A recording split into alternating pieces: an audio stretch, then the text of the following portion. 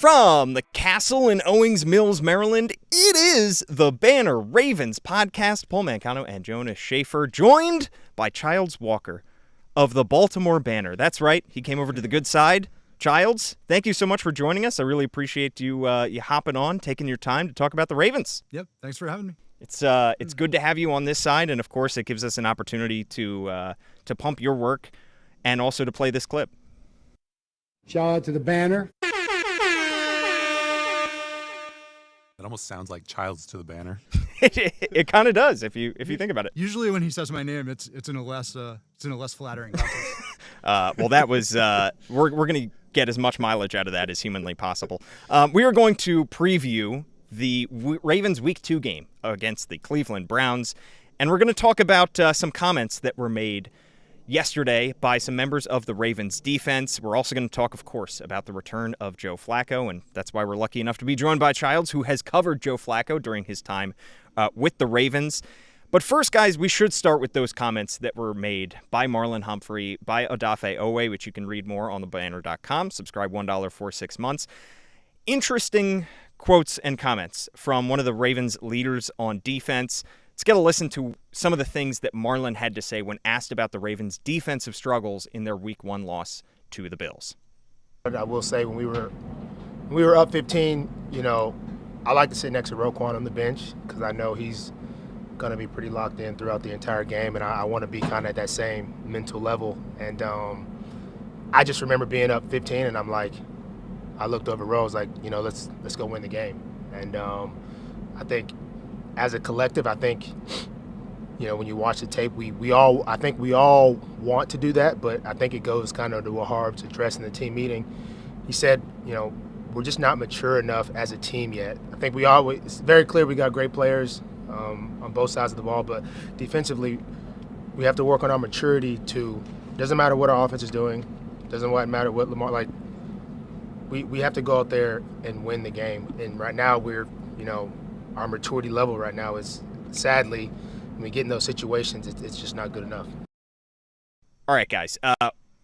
Interesting comments, to say the very least, from Marlon, who, whenever he talks, I think always has something newsworthy, noteworthy to say. One of the leaders on this defense talking about the defense not being mature enough, really echoing a sentiment that he heard from head coach John Harbaugh. Start with you, Jonas. What was your first instinct what was your first reaction when you heard Marlon be as candid as he was yesterday? I guess just, how early that candor has arrived. They were kind of slow to acknowledge just how bad things were last year, and they were, I think, covering for people, and he said basically as much, that they're not going to cover for certain guys, they're not going to cover for certain parts of the field. If you're not doing your job, then you're not going to play. I think they were probably shocked by how poorly they played. I know we were all shocked by how poorly they played. But, part of me also lays the blame at the feet of the coaches as well. Like, you've got to put these guys in positions to make plays. You've got to do things that are different with your coverage. You've got to put these guys who like to play in press coverage, not have them play off by off the receiver 10 yards every single play in the fourth quarter, which is what it felt like. So I think there's plenty of finger pointing, deservedly so, right now in the building, in the locker room. And I guess it's good that Marlon is kind of airing it all out. But it was definitely a strange vibe because Marlon didn't play all that well himself, and I think he probably would acknowledge that if you gave him true serum. But it's just something that I guess we didn't expect to arrive at this kind of level of DEFCON this early. Yeah, Childs, it felt like last year the tension was slowly building over the course of the first half, first 3 quarters of the season. Yeah, really 10 weeks. Yeah. Before things finally kind of bubbled over, and then that's when we really started to see the benchings. That's when we really started to hear about the tension underneath the surface. There was, for the first 8 or 10 weeks, it felt like we were hearing these guys are going to get things figured out. They're too talented to not get things figured out. And then all of a sudden, changes are made. Did you feel like this was very, very early in this season after just one game to be hearing doomsday kind of talk from Marlon? Yeah, Jonas said it well. And really Marlon was the voice who spoke out eventually last year. He was sort of the one who said, look, the coaches are taking a lot of heat, but ultimately it's on us. And we have guys who should know how this defense works by now, and it's not getting done out there. And we're to the point where if you don't deserve to be out there, you can't be out there. And I mean, that is, we know that's ultimately what happened, right? I mean, Marcus Williams was benched, Ardarius Washington went in on the back end. Things did start to change. They really did fix things over the last 6 to 7 weeks of the season. So, I mean, that shows that they are able to fix things on the fly. But I think certainly over this offseason, they felt like they had figured a lot of things out, right? I mean, you know, both with their relation to Zach Orr. Obviously, they bring in Chuck Pagano to, you know, more veteran voice in coaching the secondary. I think there was probably some dissatisfaction with the coaching last year. So it's like all guns are blazing all summer. Everybody's talking about it might be the most talented secondary in the league. Everybody's talking about how, you know, Zach Orr has really come into his own. You know, is he a future head coach? I mean, that was some conversation in some places over the summer. So to have it blow up immediately, as Jonas said, I think it was a shock to them, probably a little bit of a shock to us. But at least they've sort of been in these waters before, right? Pretty recently. So I mean, there's some reason to believe that they have the wherewithal to fix things. Yeah, and before we question whether the issues that the Ravens have are fixable, if they're correctable, when he mentions protecting guys, obviously when you think back to last year, you think of the two veterans that they had in that secondary on the safety side, Eddie Jackson, Marcus Williams, two guys that probably, certainly more on the Marcus Williams side, but maybe a little bit with Eddie Jackson, the coaching staff probably felt a little bit like they wanted to keep those veterans in there. They felt loyal to those veterans. Well, they had made a big investment in Marcus Williams too, Certainly. right? I mean, he was supposed to be one of the centerpieces of the defense for a 5-year period. Yeah, so it's a hard Band-Aid to rip off once you eventually do, and they did, and it, whether it happened too late or not, it definitely helped the defense.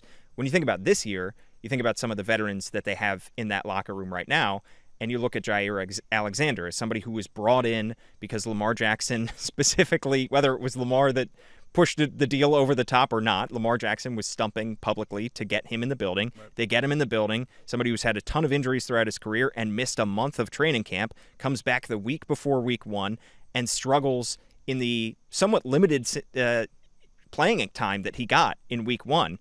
Do you think any of these comments might have been directed towards Jair Alexander? I guess I wouldn't take it that way. I mean, I'll put it this way. I think those comments could certainly apply to the way that he played on Sunday.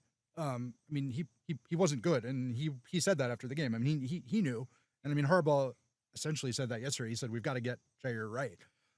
But I mean, I do think you cut him a little bit of slack just because you said it. I mean, he missed a month of camp, and he just got back. And as Harbaugh said yesterday, I mean, it is a practice sport to some degree. I mean, even for a veteran, unless you have some reps in, getting ready for that first week, you're not going to be quite right. And he clearly wasn't. I mean, he just looked like a guy who wasn't ready to play at the level that they want him to play. But, is there a possibility that investment just doesn't pay off? Sure. I mean, but the whole thing was they got a guy who had been a Pro Bowl corner for a very low price because of all the stuff that we just said, the injury stuff. So, I mean, is it possible that just doesn't, fructify? Sure. But I think you give him, I mean, you have to give him some time. I mean, you have to, some healthy practice and see what happens. Yeah. I mean, like there was one play that really stood out to me that was more an indictment of his football IQ than his physical abilities. Like it's one of the last plays of the last drive. The Ravens are going cover zero. And typically, I think the expectation when you're playing cover zero is that you're playing with inside leverage as a cornerback because you're using the sideline as another defender. And Jair Alexander is matched up against Keon Coleman. Coleman runs an in-breaker, and he has this easy access because Jair Alexander is not playing with inside leverage. He's playing with outside leverage. And so he's given this just awesome throwing window to Josh Allen, to Keon Coleman. And lo and behold, he's getting like another easy 20-yard completion, and they're into field goal range. And they end up making the field goal. So that was mystifying to me. There are other plays that are mystifying to me of just like, you see Kyle Van Noy almost like telling the offensive line on that 2nd and 17 play where the Bills had been backed up, I think by a holding call or a sack or something. And Josh Allen ends up escaping through a nicely collapsed hole. But everything about Kyle Van Noy's body language should have told the offensive line that he was going to do a stunt or a twist or loop outside the guys who are crashing in. It's like, if I can see it, watching it the next day, then Josh Allen can definitely see it. The Bills' offensive line can definitely see it. And just the body language from a lot of those guys in that third and fourth quarter sucked, whether it's because they were tired or because they felt like it was inevitable that the Ravens were going to win, or they felt like it was inevitable the Bills were going to score. It just was not really what you wanted to see from this team that played with such a swagger throughout all the training camp. Well, and what was interesting with the Bills game in particular was that, I mean, they did such a poor job with containing on Josh Allen, down the stretch as he's making all those big plays, and they had actually done a pretty good job of that last year in their two matchups against Buffalo. I mean, even when their defense was faltering, back at the beginning of last season, their best performance was actually against the Bills at home, and they did a great job of keeping him in the pocket in that game. He really only had one big play where that was kind of off script. So yeah, I mean, to see that sort of loss of discipline, and we asked Harbaugh on Monday sort of what was the reason for the struggles with the contain, and I mean, I said, is it primarily the edges, and he said no. I mean, it's more complicated than that, but I mean, you certainly have to look there, right? I mean, and Van Noy, I mean, Mike Green, I mean, I guess Tavius is probably the guy they trust the most with that. But you don't expect him to win with the Steelers. Well, right. But I don't know that he had a great game either. So I mean, and they don't seem to like to play away that much when they face the Bills. So I don't know. I mean, there's a lot of blame to go around, as you said. Yeah, I think Gianna Hahn talked to Adafe, and he said there are a lot of guys who were trying to make plays, and what they need to do is play their 111th. And this is going to be a very, very off the beaten path reference, but I mentioned to you in Slack, Paul, a couple weeks ago. Do either of you know who Claire Saffitz is? No. Okay. So let me take you back, guys, to the summer of 2020. We're in the Childs, pandemic. this is what I've you sign up for. I've known him for a long time. None of this is surprising. We're all looking for stuff to pass the time, and what goes viral, what becomes a very much an internet thing, is this something on the Bon Appetit YouTube channel. I'm not a gourmet chef. I enjoy gourmet food, and Claire Saffitz is a chef at Bon Appetit. She's making something called Gourmet Makes. Or Gourmet Eats, and what she's doing is basically recreating like childhood favorite foods with gourmet ingredients. Like you're recreating a Twix bar, or you're recreating a Snicker bar, or just whatever your favorite like kind of old school food is. And I used her as a reference for a story about Lamar and this offense and keeping everyone happy. Now that you have these incredible ingredients and like decent offensive line, all this talent at wide receiver, Derrick Henry, Justice Hill, Keaton Mitchell, who apparently did not play. And I think maybe now like the example applies better to the defense, because you have a lot of guys who are playing for new money, new deals. We think that there's a lot of talent at every level of this defense. Obviously, there are certain guys who are not going to take off the menu, so to speak. Like you're not going to have Roquan going from an every down guy to a situational run defender. So it's on Zach Orr and Pagano and John Harbaugh and I guess the leaders of that defense to get all the ingredients the right way to make sure that everyone is used the right way. Because if you have, it doesn't matter how much talent you have, if everyone is pulling in different directions, then it doesn't really matter. I mean, like the Rams won a Super Bowl with Eric Weddle at safety. The Eagles, not to pick on white safeties, but the Eagles won a Super Bowl with Reed Blankenship at safety. Like you don't need extraordinarily talented players at every single position to have a really good defense. You just need guys with buy-in and understanding of what they're doing and understanding of what the guy next to them is doing. And too often, no matter what round a guy was picked in the draft, it didn't really seem to matter and didn't really seem to line up on Sunday night. And guys just weren't doing what they were supposed to. Roquan is, blitzing when it looks like he should be peeling off and handling James Cook in the flat, and that leads to that 51-yard catch and run. It's just, kind of baffling. And I guess we should give them some grace, like Kyle Hamilton, of all the people who we did not expect to have a bad game, gave up that touchdown to the Chiefs in Week 1 last year, and then basically had a pretty flawless next 17 weeks in Baltimore. So maybe it is just a Week 1 problem for the Ravens, where they need to kind of get punched in the mouth to realize, that they're lying on the canvas there. But it's still pretty shocking, because even though this Bills offense is awesome, I think we expected the Ravens to put up a much fairer fight. Yeah, and I mean it's also, I mean, just to speak to that quickly, it's also understandable to some degree, because look, they know all the narratives that we know and that we write, right? So like when a game like this starts to slip away from them, I do think it's very easy, even for the most experienced players, to get in the mentality of, well, if I just make a play, right? And that maybe is where you get into some of the indiscipline that, that Marlon was talking about yesterday and that we've talked about in general. And it's an understandable mentality, but I mean, they said it yesterday. I mean, football isn't really that kind of sport. It is a collective. I mean, everybody has to do what they're supposed to do on every play for the whole thing to work. It's not really a hero ball sport, even though there are plays that are like that, and we glorify those plays. So I mean, it's an understandable mentality, but it's one that they have to fight. Yeah, it's one that I think a lot of fans sitting on the couch, when they're watching all of that unfold and they're watching the Ravens surrender this 15-point lead, they're saying, look at all these Pro Bowlers, look at all these All-Pros that are there. Somebody step up and make a play. Right. Why isn't it Kyle Hamilton? Why isn't it Roquan? Why isn't it Nnamdi Madubuike? Yeah, I mean, and then even that 2023 team, that team was so locked in, so together and everything. And then you think about the game that cost them their season.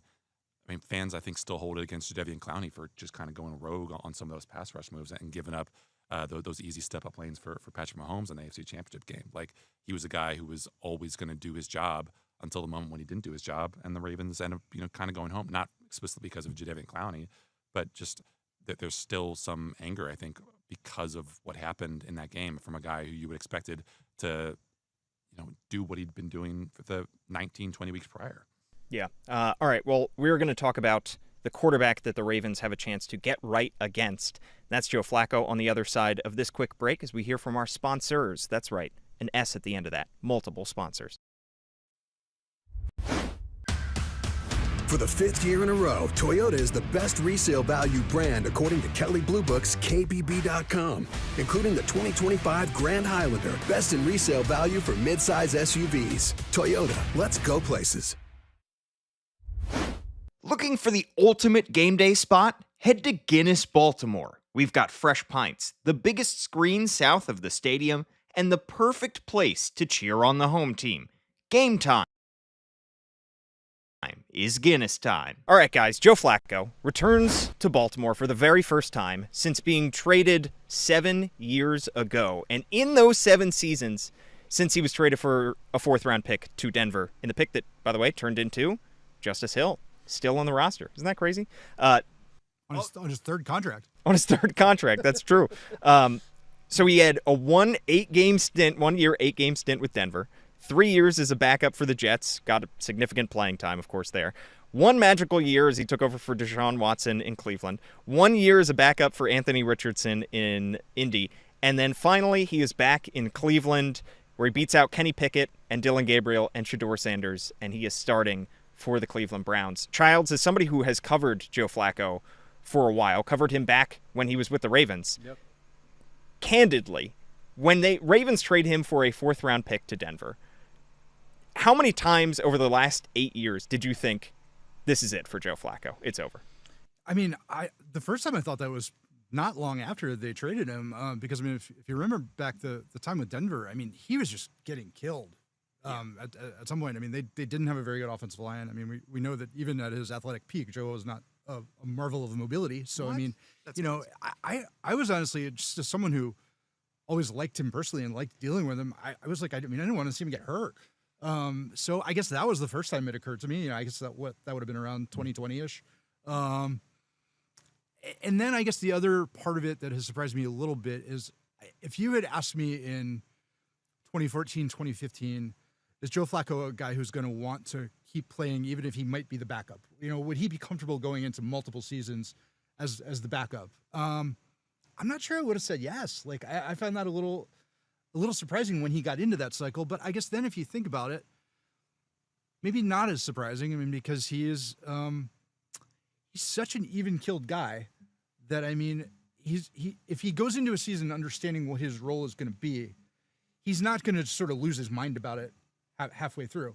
Now, if he goes into the season as a starter and you take the job away from him for reasons he thinks aren't rational, then maybe he get upset. But like, he's not going to, like, if he is agreed to come in as your backup, he's not going to just blow things up for no reason. He's a mature adult, right? Yeah.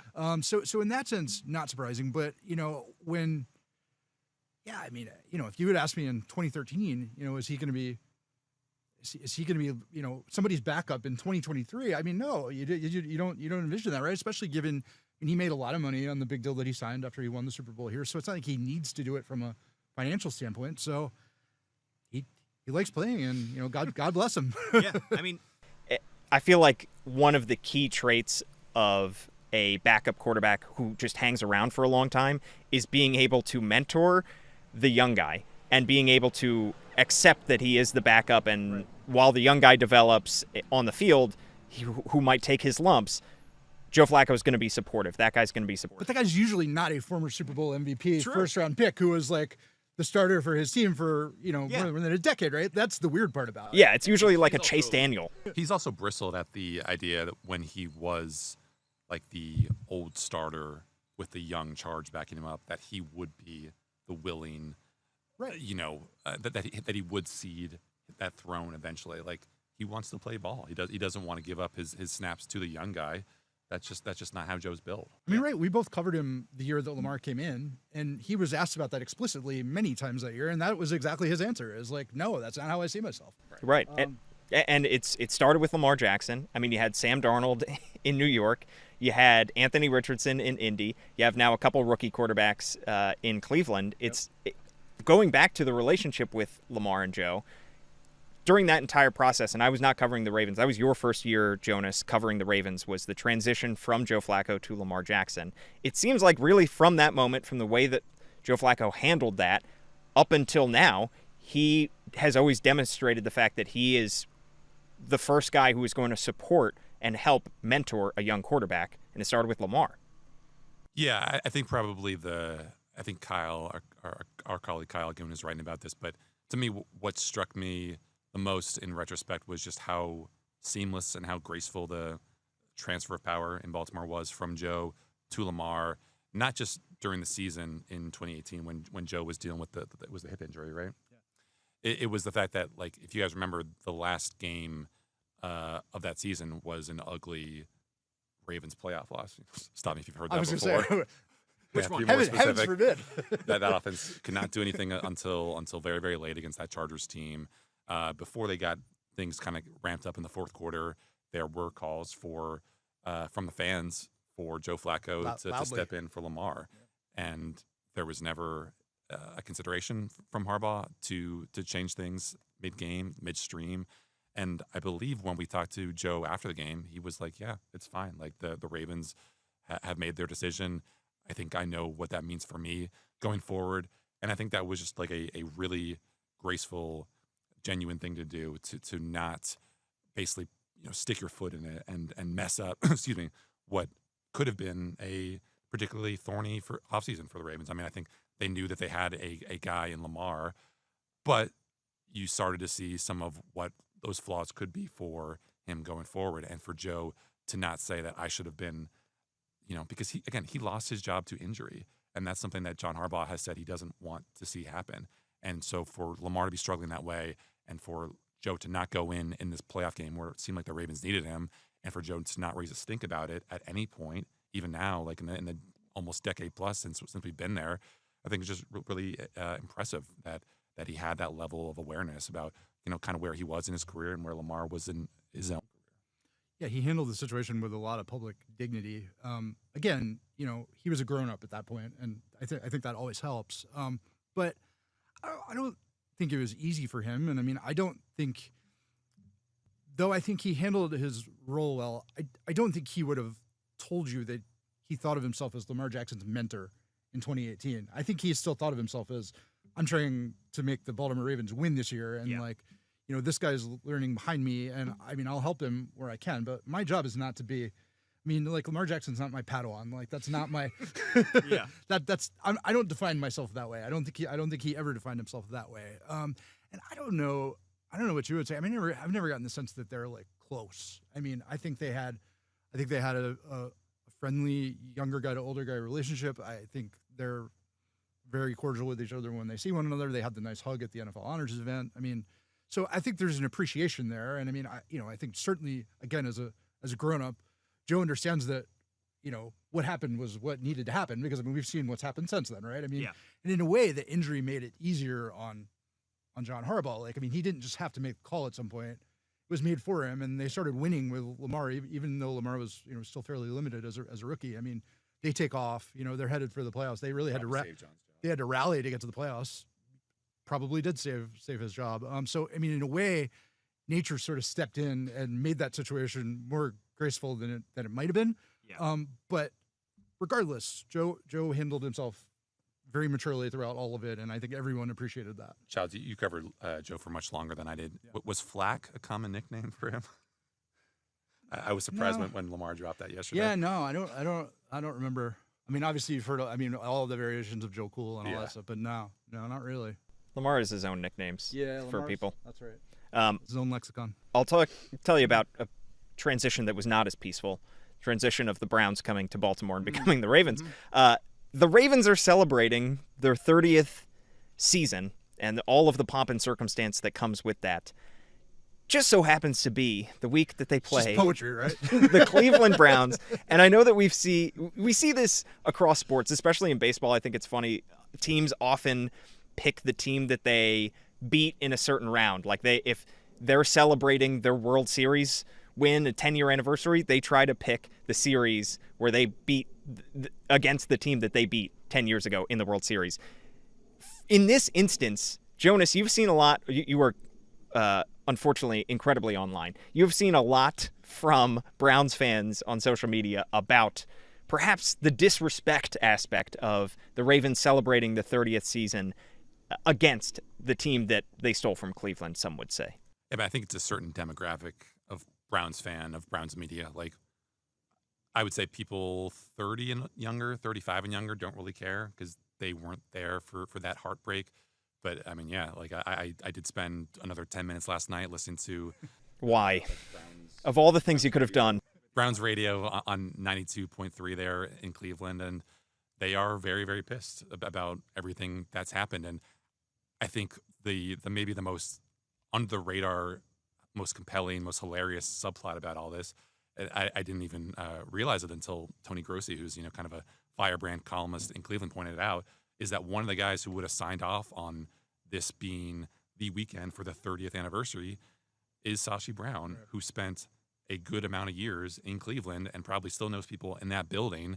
And so for the fact that he is involved, not tangentially, but I think pretty heavily in this against the team, against a franchise that he didn't have the best run of success with, is pretty interesting to me. And yeah, I mean, Ravens PR can hand wave it away and say, we were already, always planning to have this, held during our home opener. And, our planning has been going on for at least a year now, and it didn't really matter, what the schedule said. I just think it's funny that this is kind of converging the way it is right now. Serendipity. I don't know. I don't see it as some vengeful thing. I really don't. I mean, if you look at the history of the Ravens playing the Browns, I don't think that they have done much that would be taken as sort of thumbing Cleveland in the eye for the fact that, Baltimore took their team. I mean, I don't think there's that sort of, I mean, do I think they like the fact that they've whooped up on the Browns for, since 1999, most of the time? Sure. I mean, the whole deal has turned out very well for Baltimore. They got the better version of the Browns. I mean, which immediately became one of the model franchises in the league after they moved here, right? Not immediately, fairly immediately. Whereas the new Browns, that's a pretty depressing history, really. So, I mean, there's so many elements to the dynamic between Baltimore and Cleveland, and I mean, it's so interesting for me because, I mean, obviously, I grew up in Baltimore. I mean, I was 7 years old when the Colts left, so I understand it from the Cleveland side of things. And if I'm a Cleveland fan of a certain age, I'm probably looking for reasons to feel grievance as well. The name Irsay was a dirty word to me growing up, and it is for many people in Cleveland to this day. So I get all that, but I don't think there was vengeful purpose from the Ravens here, even though I could understand why you'd look at it that way if you were on the other side of it. And Childs, you have something cooking about the history between these two franchises as well that people can read tomorrow. And I actually posted this morning. It's already up on thebanner.com. Any preview, any teaser you want to give for that piece? Yeah, I mean, it really just is a look back at, the Ravens are celebrating 30 years, 30 seasons, but it was really 30 years ago that the deal was coming to a head. I opened the story talking about how John Moog, who was the chairman of the Stadium Authority at the time, he was the one who had been charged with, okay, get us a team, even if it's ugly, get us a team, right?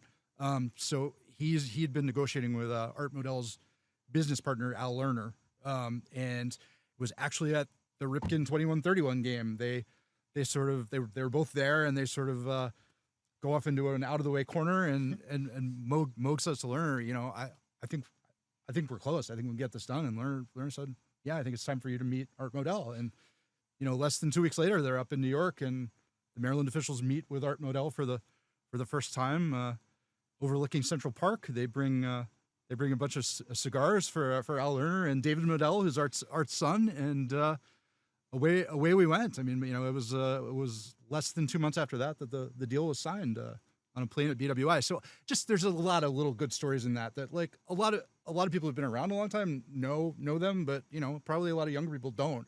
And when we get these occasions like a 30th anniversary, especially when they're playing the Browns, it's an interesting time to reflect on that, and also just reflect on the fact that this incredibly stable franchise was birthed from a lot of chaos and really a lot of pain on both sides. I mean, Baltimore, the pain of 12 years without a team, and Cleveland, the pain that they felt when Baltimore ripped their team away. So I think one of the points made by Cleveland radio last night was like Browns fans would not care as much about this if like the Ravens could have stolen all of the Browns history. They could have become the Baltimore Browns.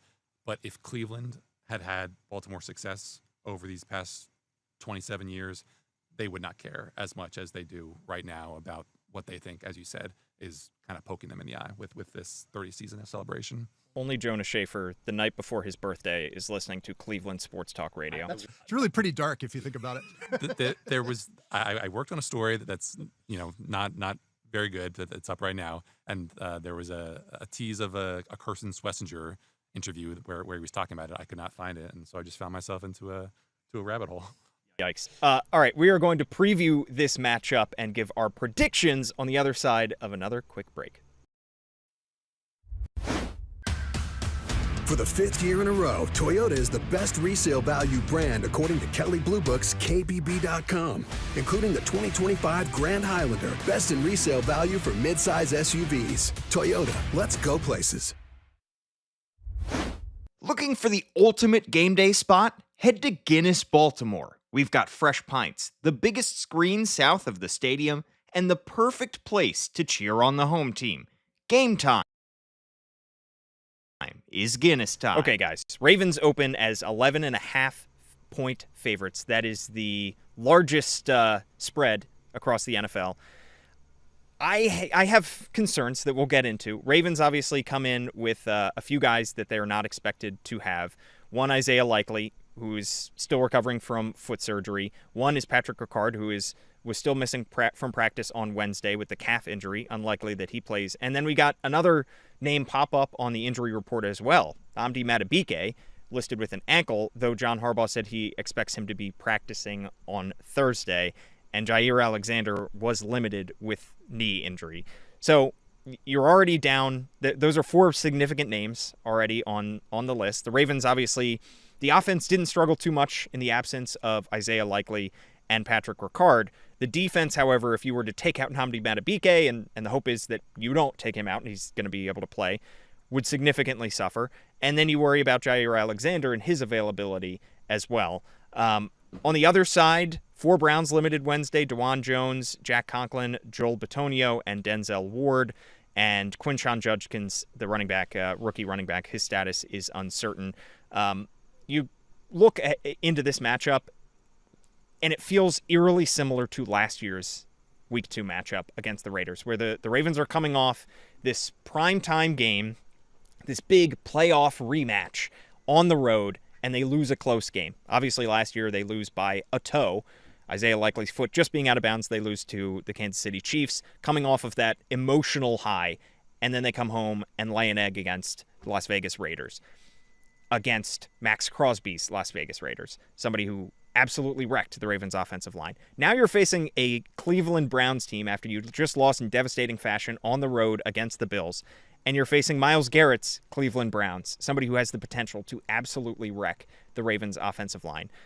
Is there concern from you guys that this could be a repeat of last year's Raiders game?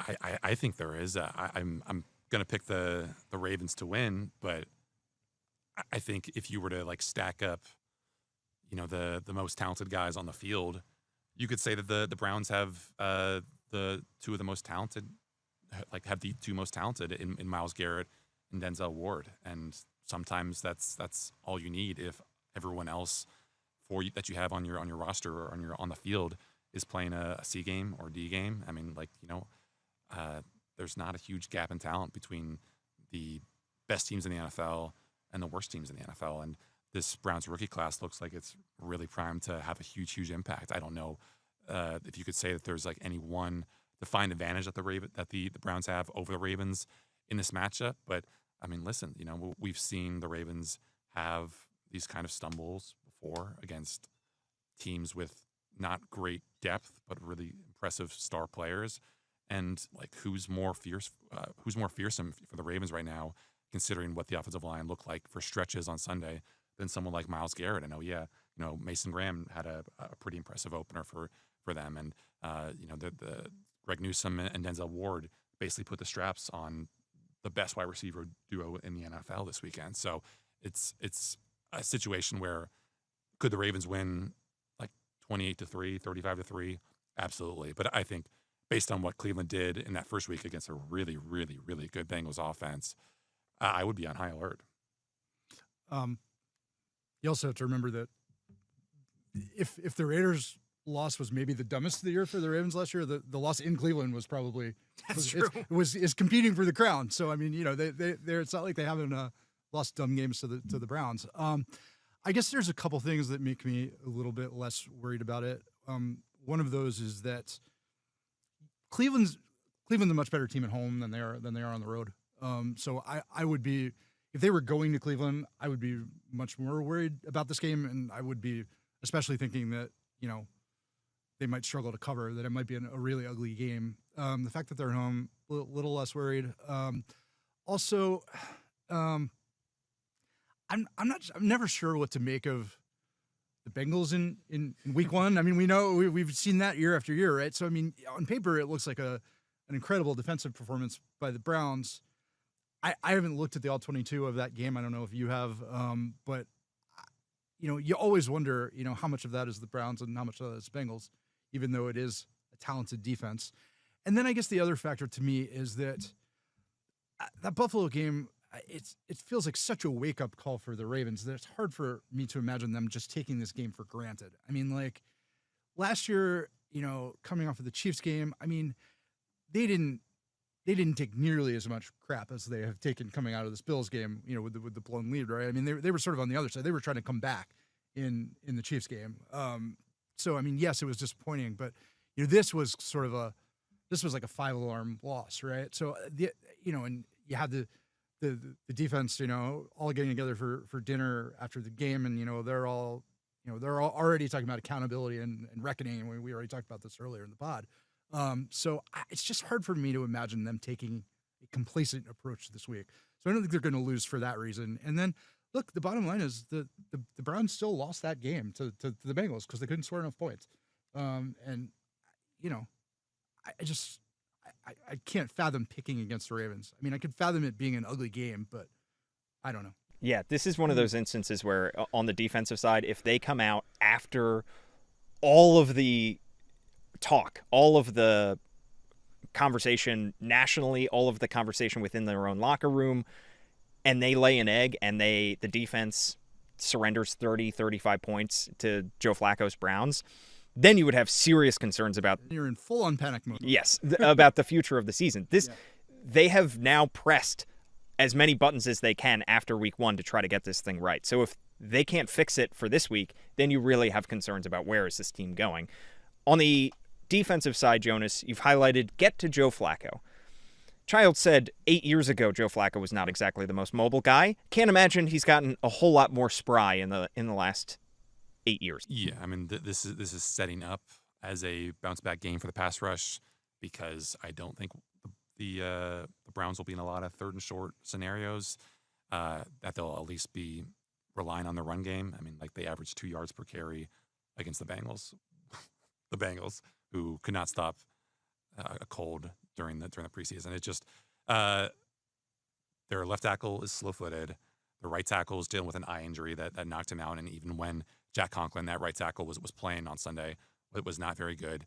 The interior, we think, should be pretty solid, as it usually has been with all those guys there. They obviously have a reputation for being a little bit injury prone. So we'll see if anyone is able to, if anyone is knocked out of that game. But I mean, listen, like the Ravens should be expecting a lot of 3rd and 7 pluses in this game, and it just comes down to, can you like cover Jerry Jeudy? Can you cover Cedric Tillman? Can you cover Harold Fannin long enough that Joe is knocked off a spot, is uncomfortable? I think the Ravens should have some success picking on DeJuan Jones there at left tackle. And if they can't get home against the Browns, I mean, like, I think we voiced similar concerns about the Browns' offensive line last year in Cleveland, and the Ravens just could not do anything against them. So that would be one potential hesitation in saying that the Ravens will just overwhelm them up front. But even if they don't, I think you just take your chances that they're going to be in enough obvious passing downs. The Ravens should get their hands on balls or should, force checkdowns where the Browns will probably be punting a lot because there's just not enough firepower and not enough second play ability from Joe Flacco to hurt the Ravens the way that Josh Allen did on Sunday. And on the offensive side for the Ravens, 2 notes that you have here, Jonas.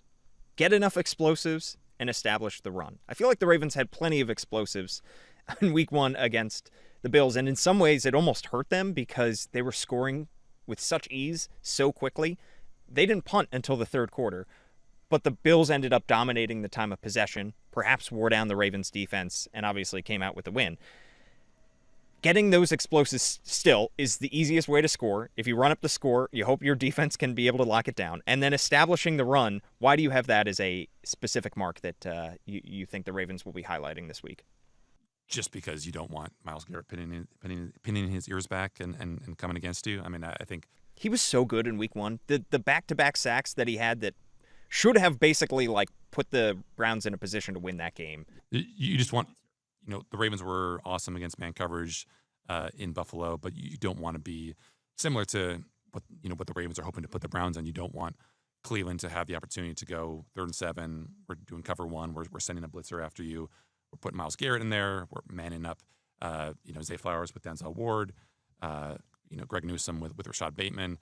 You just want to be able to put yourself in situations where you could conceivably go for it on 4th down if you need to, or just pound the rock inside. I mean, like Derrick Henry ran pretty wild last year in that game in Baltimore. I think it was close to 7 yards per carry. I think it was 130, 140 yards. This is a Cleveland team that again did not give up a whole lot of explosives to the Bengals. I think like 1.9% of their plays, best rate in the NFL. But they just have to do a good job of staying ahead of the chains because it's not just the fear of getting sacked by Myles Garrett. It's creating short fields if, God forbid, Lamar fumbles. I mean, that's just the easiest pathway for Cleveland to having a hope in this game is just dumb turnovers.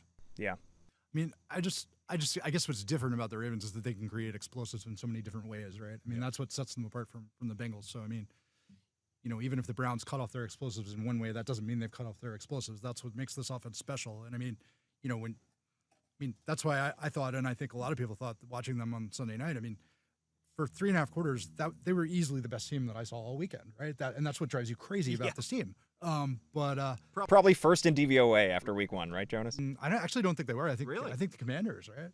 Maybe offensive DVOA. I don't know. Yeah, maybe. I think they did have a higher DVOA than the Bills. DVOA doesn't really matter until Yeah, week no, 5, it does so. not. It's a longer term stat. Okay. But on Garrett, I haven't looked at this, like how much they've matchup hunted with him in recent years. Do you think they'll do a lot of that, sort of moving him around to, even maybe attacking the inside guys to some degree? Oh, Like, yeah. Cough, Daniel Falele cough.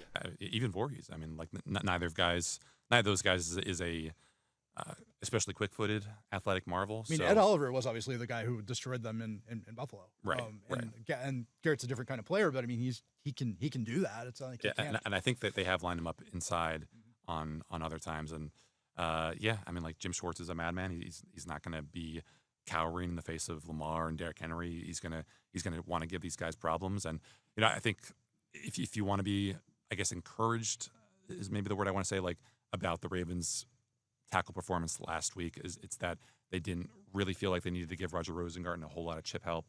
And I think the fact that they were still able to be as explosive, as productive as they were by keeping an eligible receiver in to block, you could say that, okay, you could still expect a reasonable amount of production from this Ravens offense if they're keeping Charlie Kohler or Zaire Mitchell-Payton and giving Myles Garrett another thing to think about before he tries to turn that corner. So I guess you could feel good about that because the depth of that Browns pass rush group, I think, falls off pretty steadily after Myles Garrett. I think you probably have to be more concerned about Malik Collins and Mason Graham inside. Collins had a really, really productive game in Week 1, but again, it was against the Bengals, who I think lost a starter pretty early in that game. So yeah, I mean, it's the Browns might have like two of the three best, most talented defensive players in this game, but is that going to be enough considering what the Ravens' depth is, considering just how well Todd Monken was cooking in that Week 1 game? I guess we'll see. All right, prediction time. Childs, start us off. I got Ravens 27-13.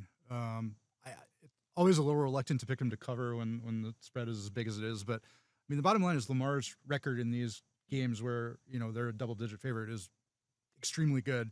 I mean, take the spread out of it, and he's maybe lost once, and even putting the spread into it, I think he's like wins 2/3 of the time. So I just see they're too much for Cleveland in too many ways, I think. Jonas? Yeah, I think I've got the Ravens 20-6. 20-6. Same margin. Yeah. What a gross score that would be. Yeah. I just don't know how Cleveland is going to score, if they get in the red zone, because I don't think the Ravens have any reason to respect their run game, even if Judkins plays, which I don't think he will, because I don't think he's practiced since like mid-June.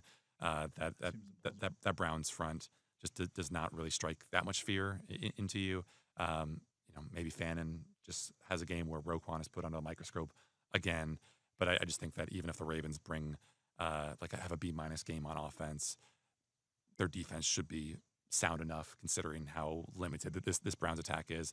That you feel good about where you are in the third or fourth quarter, because I mean, the last thing this team needs is to give these fans another heart attack. Yep, I'm gonna go 24-14 Ravens. Yeah, I think I agree. If this goes poorly, I really hesitate to open social media on Sunday night or Monday morning, and it's just going to be complete disaster. Well, and they have the Lions and the Chiefs up after that. So I mean, this is they can't mess around. Nope. Do you know what character I was kind of thinking about experimenting with on this podcast? Like, you guys spend so much time talking about all the blown leads that the Ravens have. Why don't we spend more time talking about all the blowouts the Ravens have? Like, be the guy who fixates on just how big some of the Ravens wins were. I actually looked it up. Since 2019, I think the Ravens have like the fourth most wins of 21 plus points in the NFL. Like no surprises in the top three. I think was Chiefs, Buffalo, Green Bay. But it's like, why don't we spend enough time talking about just how much John Harbaugh blows teams out, huh? Ravens. We said it last week. The Ravens win big. They win by small margins, or they lose by small margins. They don't get blown out. And that's the thing. Like we do tend to fixate on the games they lose to teams like the Browns and the Raiders last year. But I mean, when you look at it in the big picture, I mean, they usually win games like this decisively. Yeah. So that's, if you're not overthinking things, that's probably the tendency. Yeah, exactly. All right, that just about does it for the Banner Ravens podcast today. We thank Childs Walker so much for joining us here on the show. Hopefully the first of at least a few. I mean, at least a few. We got a long season. Yes, we do. At Childs Walker, you can find him on Twitter. At Jonas_Shaffer is Jonas's handle. Subscribe to the Baltimore Banner, $1 for 6 months, and subscribe to the Banner Ravens podcast anywhere that you get your podcasts. Read us a 5-star review. I will read it out here on the show. We will have another show for you Sunday night to recap the Ravens Week 2 game against the Cleveland Browns. Thanks so much for tuning in. For Jonas Shaffer and Childs Walker, I'm